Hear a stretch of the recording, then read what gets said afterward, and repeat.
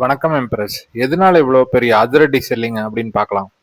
இங்கே கொடுக்கக்கூடிய தகவல் எல்லாமே எஜுகேஷனல் பர்பஸ்க்கு தாங்க. நிஃப்டி ஸ்பாட் சார்ட் பார்த்துலாங்க. அதுக்கு முன்னாடி நம்ம இன்னைக்கு கேப் டவுன் ஆனதுக்கப்புறம் என்ன ப்ரெடிக்ட் பண்ணோம், என்ன நடந்தது அப்படிங்கிறத ஒரு கிளான்ஸ் பார்த்துடலாம். ஸோ மார்க்கெட் மார்னிங் உங்களுக்கு ப்ரீ மார்க்கெட் முடிஞ்ச உடனே நம்ம ரெசிஸ்டன்ஸ் எந்தெந்த இடத்துல இருக்குது, எங்கே சப்போர்ட் இருக்குது அப்படிங்கிறது நம்ம டெலிகிராம் குரூப்பில் போட்டிருந்தோம். அப்புறம் 25,600 சார்ட்டோட கால் போட்டு எடுத்துக்கோங்க இன்னைக்கு ட்ரேடிங்க்கு அப்படின்னு நம்ம சொல்லியிருந்தோம். அதுக்கப்புறம் புட் சைட் டார்கெட்ஸ் 89 ஃபர்ஸ்ட் டார்கெட்டும் 116, 171, 195 இது வரைக்கும் டார்கெட்ஸ் இன்னைக்கு இருக்கு அப்படிங்கிறதையும் சொல்லியிருந்தாங்க. ஸோ என்ன ஆச்சு அப்படின்னு பார்க்கலாம். ஸோ மார்க்கெட் ஓப்பன் ஆனதே பார்த்தீங்கன்னா ஒரு பெரிய கேப் டவுன். இந்த கேப் டவுன் எதனாலங்க? ஸோ ரிஜெக்ஷன் 26,000ல் ஒரு ரிஜெக்ஷன் பிரிண்ட் பண்ணோம். அந்த ரிஜெக்ஷன் பிரிண்ட் பண்ணதுக்கப்புறம் லிக்விடிட்டி கிராபுக்கு வேண்டி மார்க்கெட் கீழே வந்தது. ஸோ லிக்விடிட்டி கிராப் அப்படின்னா என்ன? இப்போ ஒரு பொருள், அதுக்கு ஒரு எக்ஸாம்பிள் நான் சொல்ல விரும்புகிறேங்க. ஒரு பொருள் ஒரு 100 ரூபாய்க்கு விற்கிதுன்னு வைங்களேன்.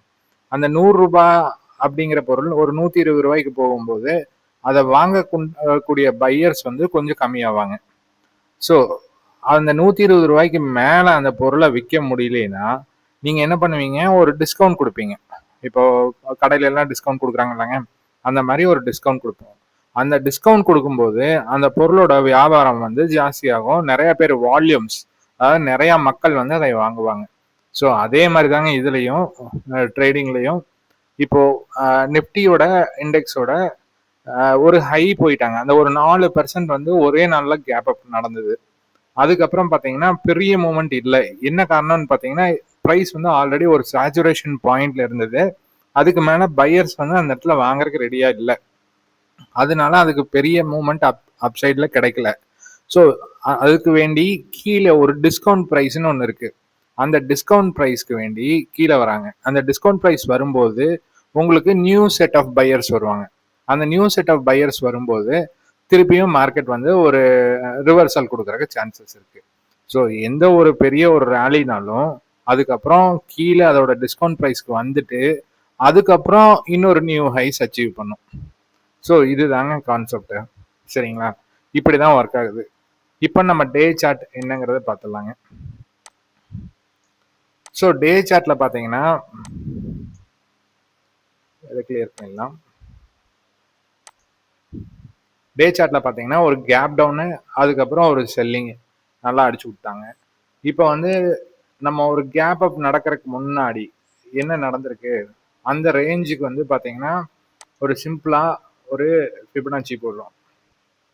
இந்த லோல இருந்து இந்த ஹை ஒரு 2 நாள்ல நம்மளுக்கு இவ்வளோ பெரிய மூமெண்ட் கிடைச்சது. ஆல்மோஸ்ட் பார்த்தீங்கன்னா உங்களுக்கு 1800 பாயிண்ட் நம்மளுக்கு இந்த ஒரு லோல இருந்து 1 டே, அப்ப அதுக்கப்புறம் செகண்ட் டே 2 நாள்ல உங்களுக்கு 1700 பாயிண்ட் ஆல்மோஸ்ட் 7% மூமெண்ட்டுங்கிற மாதிரி கணக்குல உங்களுக்கு போயிருக்கு. ஸோ இதனால உங்களுக்கு ப்ரைஸ் சேச்சுரேஷன் பாயிண்ட் ரீச் ஆயிருக்கும். அந்த சேச்சுரேஷன் பாயிண்ட்ல உங்களுக்கு புது பையர்ஸ் இங்கே ஆல்ரெடி பார்த்தீங்கன்னா எல்லா ப்ரீவியஸ் ஹைஸ் இருக்கு.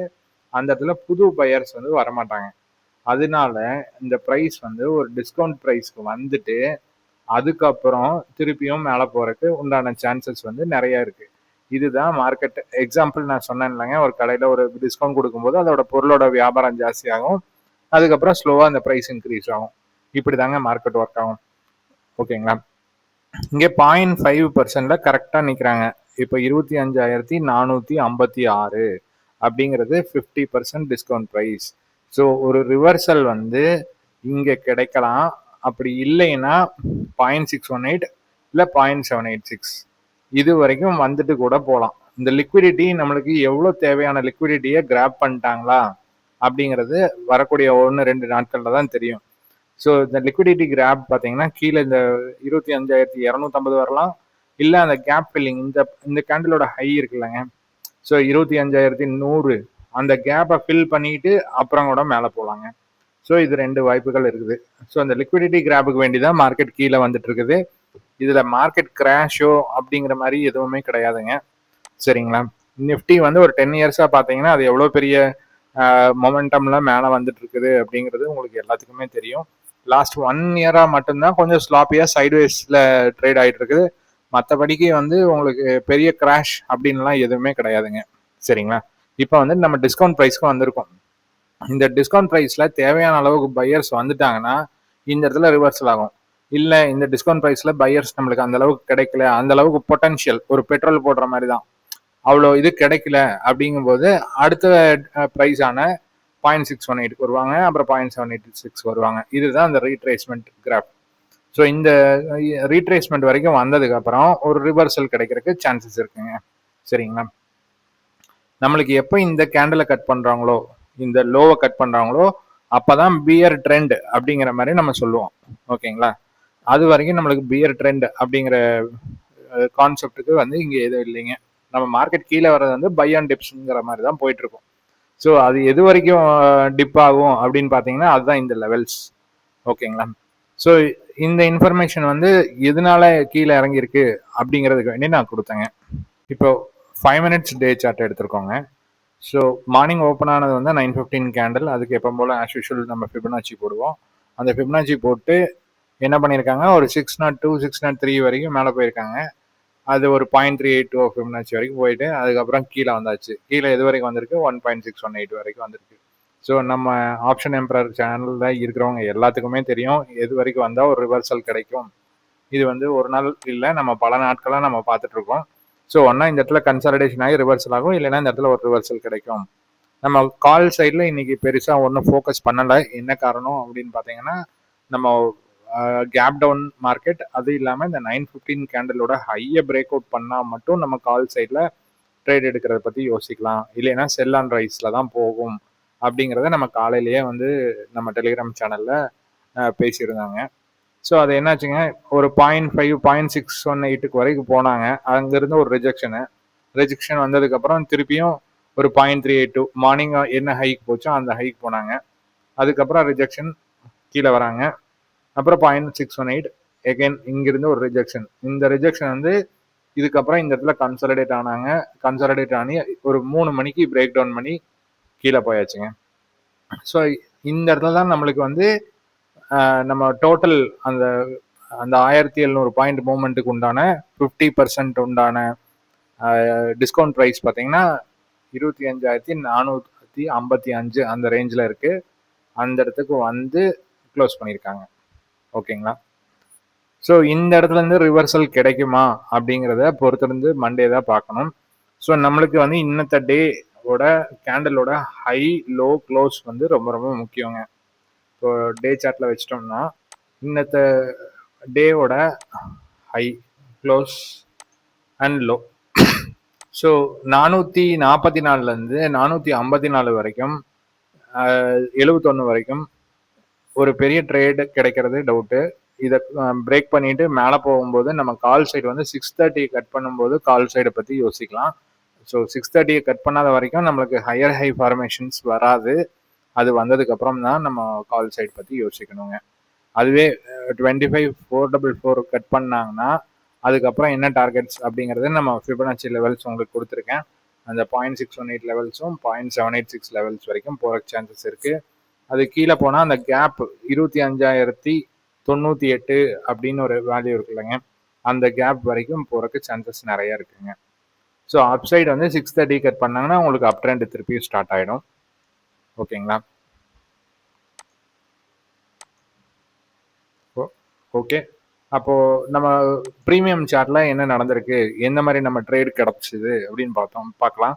ஸோ நம்ம மார்னிங் டெலிகிராம் சேனலில் சொல்லியிருந்தேன் 89க்கு மேலே இருந்தால் ஃபஸ்ட்டு டார்கெட் 116 அப்படிங்கிறது ஃபஸ்ட்டு டார்கெட். இந்த ஒரு ட்ரேட் 100% கிடச்சிதுங்க. அது பார்த்தீங்கன்னா 134 வரைக்கும் போச்சு. அதுக்கப்புறம் ஆஃப்டர்நூன் ஒரு ட்ரேட் ஒரு 12:30க்கு இந்த ட்ரேட் பார்த்தீங்கன்னாலும் அதே 116 வரைக்கும் போச்சு. இது ரெண்டாவது ட்ரேடுங்க. நான் மார்னிங்கே வந்து சொல்லியிருந்தேன் ஒரு 20 பாயிண்ட்ஸாக ஒரு 2 ட்ரேடு இல்லை 3 ட்ரேட் கிடைக்கலாம் அப்படிங்கிற மாதிரி நம்ம சொல்லியிருந்தோம். அதுக்கப்புறம் எக்ஸாக்டாக இந்த பாயிண்ட்ல ஒரு 1:30 அப்படிங்கிற டைம்ல பார்த்தீங்கன்னா நம்ம கிளியராக என்ன சொல்லியிருந்தோம், இந்த இடத்துல உங்களுக்கு ஒரு இது கிடைச்சதுன்னா இந்த கால் சைடில் ஒரு 78.25 இந்த லோவை கட் பண்ணா உங்களுக்கு புட் சைடில் ஒரு நல்ல மொமெண்டம் கிடைக்கும் அப்படிங்கிறத நம்ம சொல்லியிருந்தோம். அதே மாதிரி பார்த்தீங்கன்னா திருப்பி அந்த டார்கெட் அச்சீவ் பண்ணியிருக்காங்க. அதுக்கப்புறம் இங்கிருந்து ஒரு ட்ரேட் கிடைக்கலாம். அது வந்து 200 205 வரைக்கும் போகலாம். 164 ஃபர்ஸ்ட் டார்கெட், அதுக்கப்புறம் 205 வரைக்கும் போகலாம் அப்படிங்கிறத நம்ம சொல்லியிருந்தோம். எக்ஸாக்டா நம்ம என்ன சொல்லியிருந்தோமோ அதே டார்கெட்ஸ் 4 டார்கெட்ஸ் கொடுத்துருந்தோம். 89, 116, அதுக்கப்புறம் 171, 205 இந்த 4 டார்கெட் கொடுத்துருந்தோம். இந்த 4 டார்கெட்டையும் வந்து 100% எந்த விதமான இது இல்லாமல் அச்சீவ் பண்ணிட்டாங்க. ஓகேங்களா? ஸோ இப்போ வந்து கிளியரா புரிஞ்சிருக்கும்னு நினைக்கிறேன். எந்த மாதிரி நம்ம ட்ரேட் எடுக்கிறோம், எதனால எடுக்கிறோம் அப்படின்னு. இன்னொரு வாட்டி எக்ஸ்பிளைன் பண்ணணும்னா, இந்த இடத்துல பார்த்தீங்கன்னா உங்களுக்கு செல்லர்ஸ் வந்து இன்னைக்கு வந்த செல்லர்ஸ் தான் இந்த இடத்துல இருந்து செல் பண்ணியிருக்காங்க. காலையில மார்னிங் 9:40லேருந்து ஒரு புட்டை 25,600ங்கிற புட்டை வந்து செல் பண்ணியிருக்காங்க. அது கரெக்டா இன்னத்தோட ஓப்பன் லெவலுக்கு, ஓப்பன் ஃபர்ஸ்ட் கேண்டிலோட க்ளோஸ் லெவலுக்கு வந்த உடனே அவங்களுக்கு வந்து இதுக்கு மேல மார்க்கெட் கீழே போயிருமோ அப்படிங்கிற ஒரு பயத்துல திருப்பியும் செல் பண்ணதை எல்லாம் வாங்குறாங்க. அதனால திருப்பியும் புட் சைட்ல உங்களுக்கு மேல ப்ரீமியம் போகுது. அது எது வரைக்கும் போகுது அப்படின்னு பார்த்தீங்கன்னா, அவங்க எந்த இடத்துல என்டர் ஆனாங்களோ அது வரைக்கும் போகும். இது வந்து தான் நம்மளோட லாஜிக். செல்லர்ஸ் என்ன நினைக்கிறாங்க, எப்படி செல்லர்ஸ் உள்ள வராங்க, எப்படி வெளியில போறாங்க அப்படிங்கிற பாயிண்ட். ஸோ இதுக்கு மேல எப்படிங்க ஒரு மூமெண்ட் கிடைச்சது அப்படின்னு பார்த்தீங்கன்னா, இப்போ போன வீக்கு இந்த ஒரு 2-3 நாளைக்கெல்லாம் ஒரு புட்டை செல் பண்ணி வச்சிருப்பாங்களாங்க. அவங்கெல்லாம் ஒரு ஆன்டிசிபேஷன்ல இந்த இடத்துல எக்ஸிட் ஆக ஆரம்பிச்சிட்டாங்க. அதனாலதான் இந்த ட்ரேட் வந்து ரிஸ்கி அப்படிங்கிற மாதிரி நம்ம டெலிகிராம் சேனல்ல சொல்லியிருந்தோம். எதனால அப்படின்னா, இன்னைக்கு வந்து செல்லர்ஸ் கட்டாயமா இன்னைக்கு எக்ஸிட் ஆயிடுவாங்க. அது பிரச்சனை கிடையாது. இன்னத்த ஹை நம்ம ரீச் ஆயிடுவோம். அதுக்கு மேல இன்னும் இருக்கிற செல்லர்ஸ் வெளியில போவாங்களா இல்ல திருப்பியும் செல் பண்ணுவாங்களா அப்படிங்கிறது பாத்தீங்கன்னா ஒரு ப்ராபபிலிட்டி தான். ஸோ லோல போயிட்டு இருக்கும்போது அவங்க என்னன்னா மண்டேவும் கேப் டவுன் ஆனா திருப்பி அவங்க லாஸ் இன்க்ரீஸ் ஆகும் அப்படிங்கறதுக்கு வேண்டி இந்த இடத்துல திருப்பியும் எக்ஸிட் ஆக ஆரம்பிச்சிட்டாங்க. அதுதான் உங்களுக்கு வந்து இந்த ஒரு ரேலி கொடுத்ததுக்கு உண்டான காரணம். ஸோ கிளியரா புரிஞ்சிருக்கும்னு நினைக்கிறேங்க. எந்த மாதிரி நம்ம மார்க்கெட்டை பார்க்கணும், ஆப்ஷன் பையருங்கிற மைண்ட் செட்ல இருந்து வெளியில வந்து ஆப்ஷன் செல்லரா கொஞ்சம் யோசிச்சோம்னா இந்த ட்ரேட் எடுக்கிறது ரொம்ப ரொம்ப ஈஸிங்க. ஸோ மண்டேக்கு உண்டான ப்ரீ மார்க்கெட் அப்படின்னு பார்த்தீங்கன்னா நம்ம ஒரு சண்டே ஈவினிங் அந்த மாதிரி போஸ்ட் பண்ணுவாங்க. ஸோ அதுக்குள்ள இந்த வீடியோவில் ஏதாவது டவுட் இருக்கு, ஏதாவது கிளாரிஃபிகேஷன் எதுனா ஒரு கமெண்ட் பண்ணுங்க, நான் கிளாரிஃபை பண்றேன். தேங்க்யூ.